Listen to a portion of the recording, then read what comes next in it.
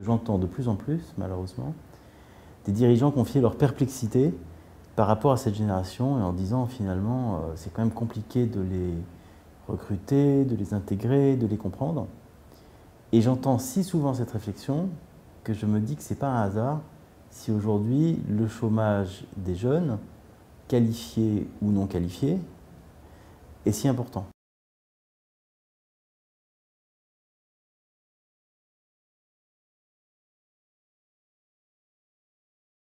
Cette génération n'est pas une génération perdue.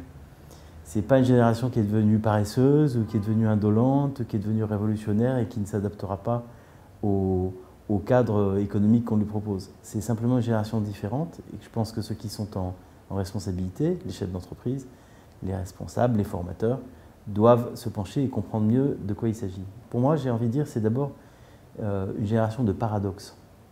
Il y a plusieurs paradoxes qu'on peut évoquer et je vous les cite en vrac. Le premier, c'est que c'est d'abord une génération qui est protégée. En France, quand on regarde par rapport à ce qui se passe dans le reste du monde, notre belle jeunesse est protégée et en même temps se sent et objectivement est très fortement sous pression. Ils sont à la fois très sociaux, ils sont dans des échanges permanents et en même temps complètement enfermés sur la technologie. C'est la vie devant l'iPad, devant l'ordinateur, en pensant que se connecter avec quelqu'un sur Facebook, ça vaut une relation. Ils ont probablement une ouverture sur le monde, une capacité à regarder le ciel, à se mettre la barre haut, que leurs aînés n'avaient peut-être pas tous à ce niveau, et en même temps ils sont très anxieux. Et notre société est devenue très hétérogène, très multifacette, avec toutes les tensions qu'on voit bien et qu'on a spécialement repérées au moment du débat électoral, et en même temps ils sont sur cette génération beaucoup plus harmonieux que nous. Nos aînés étaient dans la croyance, je crois dans le projet.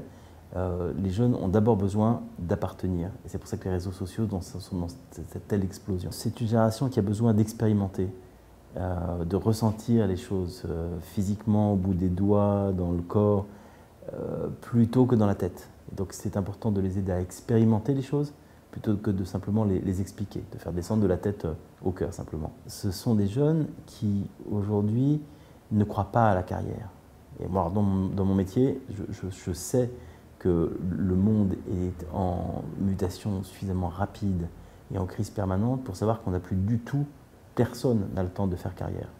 Et ça tombe bien, parce que ce que cherchent les jeunes aujourd'hui, c'est une cause à épouser plutôt qu'une carrière à faire. Je pense que les jeunes d'aujourd'hui ont besoin d'accompagnateurs. Je pense qu'on a besoin, tous les adultes en responsabilité dans notre pays, quelles que soient nos responsabilités, de se remettre dans un mode d'accompagnement. Chacun devrait prendre un jeune à son côté, sous son aile. Finalement, ce sont dans cette génération des gens qui ont une hantise d'être manipulés, utilisés, instrumentalisés, et qui ont besoin vraiment d'être acteurs, co-acteurs de leur développement et de ce qu'ils font. Donc c'est une des raisons pour lesquelles dans les entreprises c'est compliqué, parce que beaucoup de dirigeants ou de cadres n'ont pas encore adapté leur mode de management, donc ils restent dans un management qui peut être hiérarchique ou autoritaire, alors que les jeunes d'un côté, mais surtout le monde de l'autre, demandent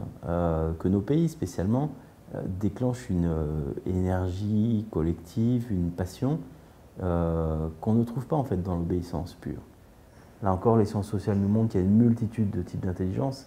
En matière de leadership, il y en a 7 types différents qu'on ne va pas regarder ici, mais typiquement les grandes écoles françaises ou l'école tout court en développent un, qui est l'intelligence logique, l'intelligence qui classifie, qui résout les problèmes, et laisse de côté ce qu'on appelle dans ce jargon l'intelligence divergente, c'est-à-dire la capacité à générer une multitude de solutions différentes à un seul problème.